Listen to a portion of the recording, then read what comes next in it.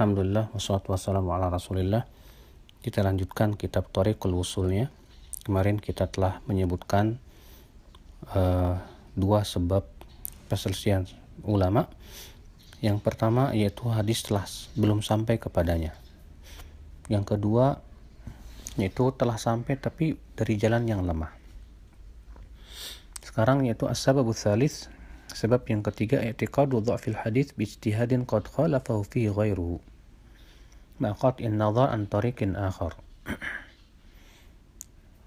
Yaitu keyakinan bahwa hadisnya itu dhaif dengan adanya ijtihad, di mana ia telah menyelisih ulama yang lainnya dalam masalah vonis terhadap hadis tersebut.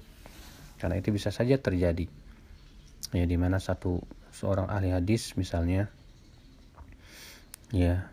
melihat dan memandang hadis tersebut sahih, yang satu ulama yang lain mengatakan dhaif, sehingga akhirnya dari situ akan terjadi perbedaan pendapat dalam menghukumi suatu permasalahan, ya.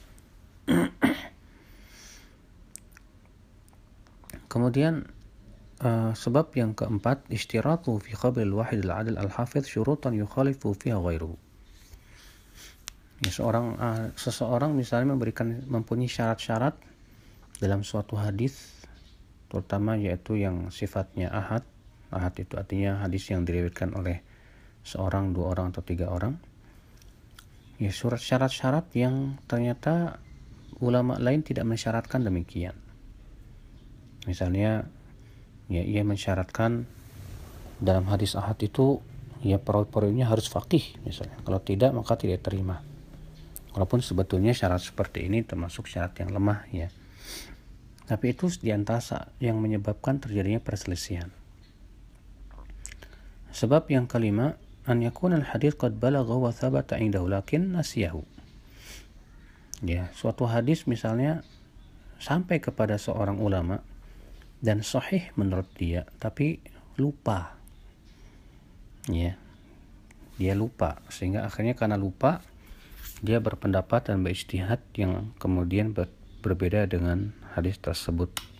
Ya, karena dia lupa terhadap hadis yang sebetulnya ia sudah mengetahuinya. Ya.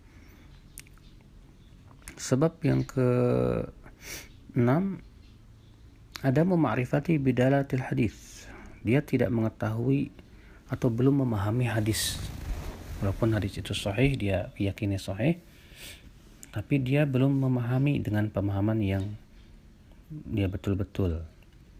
Sehingga akhirnya dia berpendapat berbeda.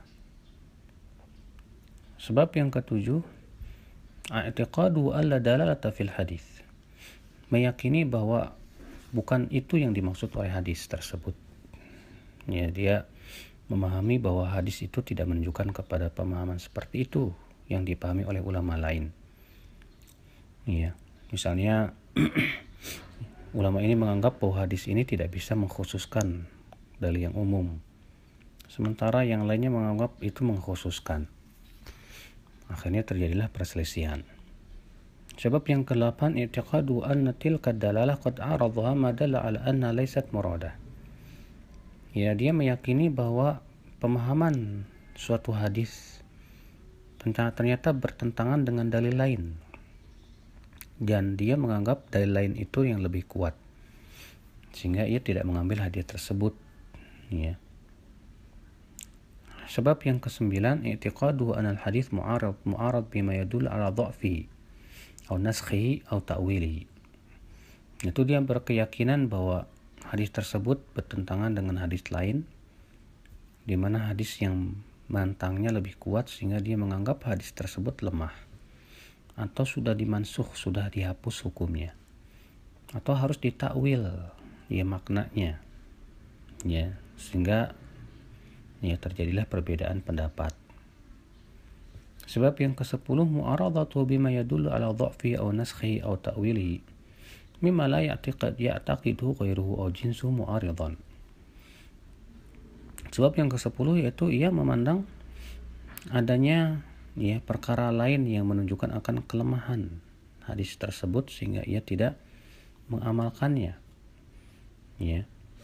di mana ulama lain tidak berpendapat demikian. Akhirnya terjadilah perselisihan. Nah, ini sebab-sebab terjadinya perselisihan. Allah